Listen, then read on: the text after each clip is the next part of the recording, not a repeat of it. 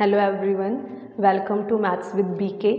अगर आपने अभी तक इस चैनल को सब्सक्राइब नहीं किया है then please do subscribe the channel, क्योंकि इसी चैनल के थ्रू मैं आपकी 9th और 10th की मैथ्स को कवर कर रही हूँ।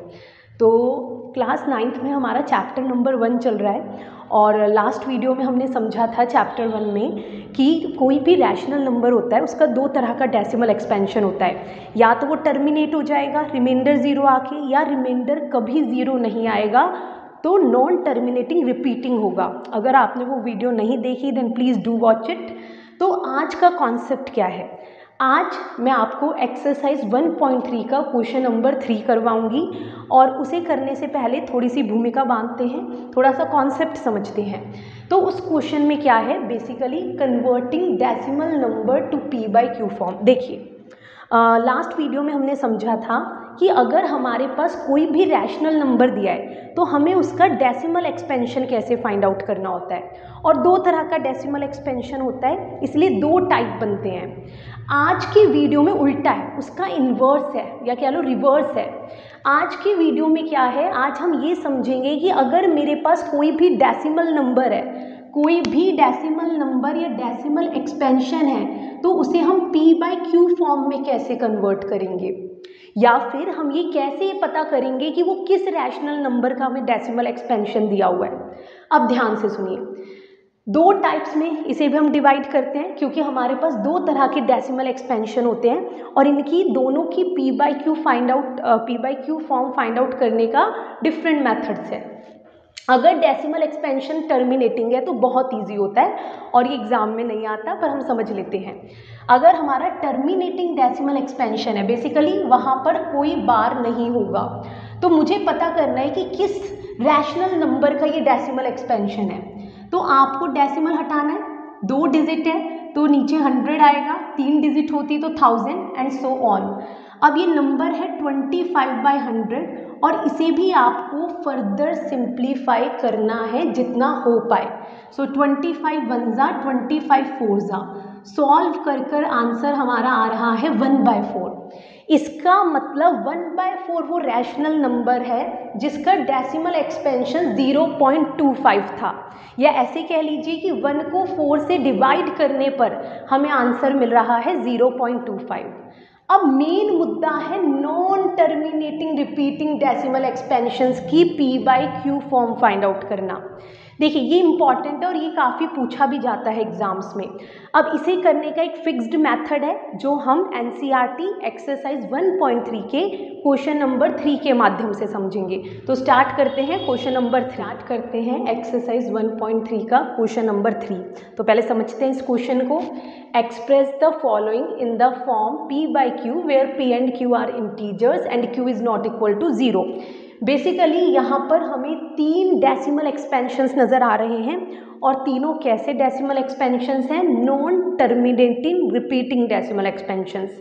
हमें बोला है कि इन तीनों को पी बाई क्यू फॉर्म में कन्वर्ट कीजिए और फर्दर कुछ नहीं, बस रैशनल नंबर्स की डेफिनेशन दी हुई है। ठीक है, अब स्टार्ट करते हैं फर्स्ट पार्ट से, ध्यान से समझिएगा how to do.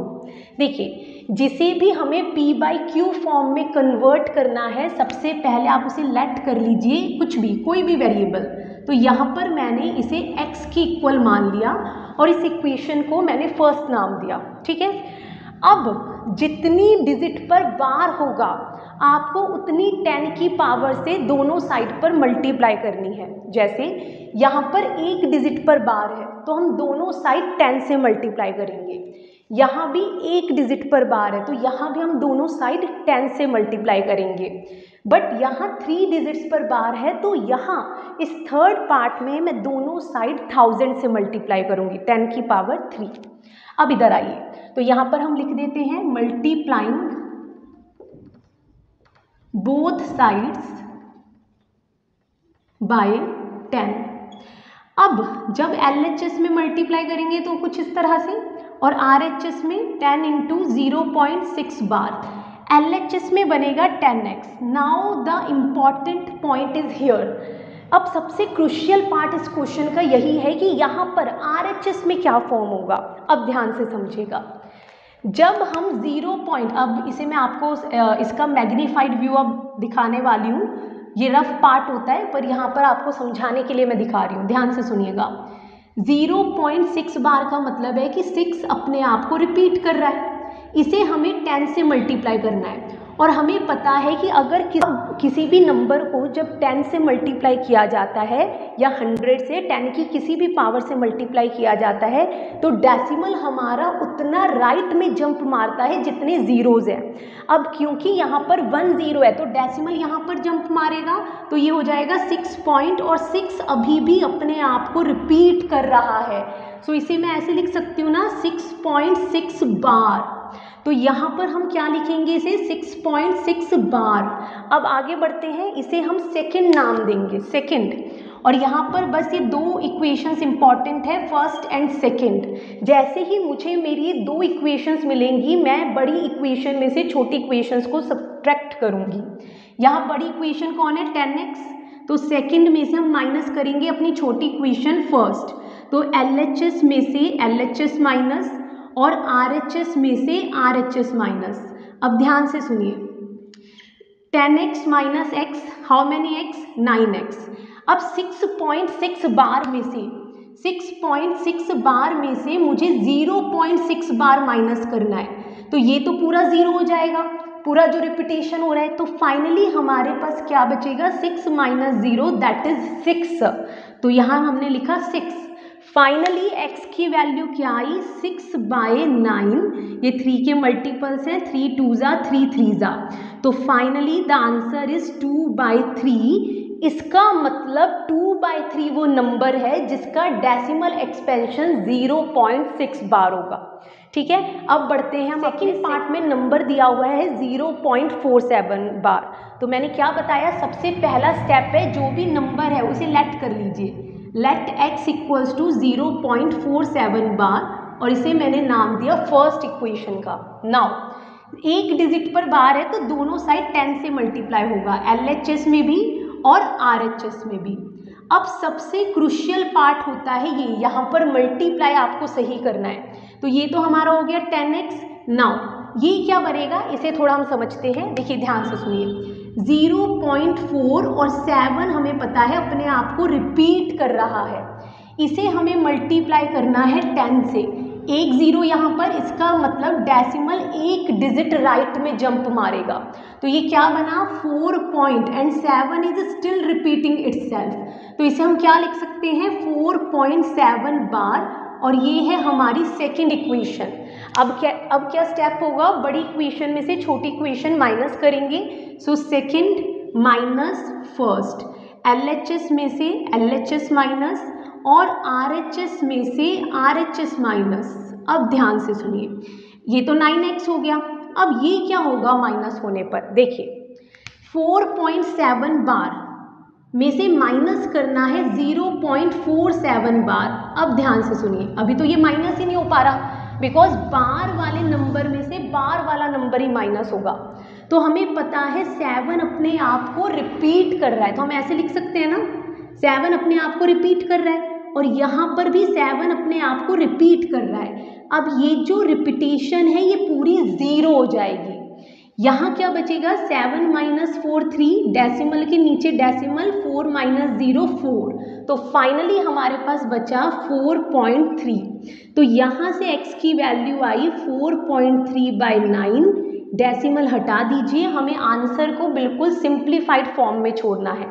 So 43/90 is our answer, और दैट रेशनल नंबर जिसका डेसिमल एक्सपेंशन इस क्वेश्चन में हमें दिया हुआ है। अब हम करते हैं पार्ट में 0.001, और तीनों डिजिट्स पर बार है, इसका मतलब हम दोनों साइड 1000 से मल्टीप्लाई करेंगे।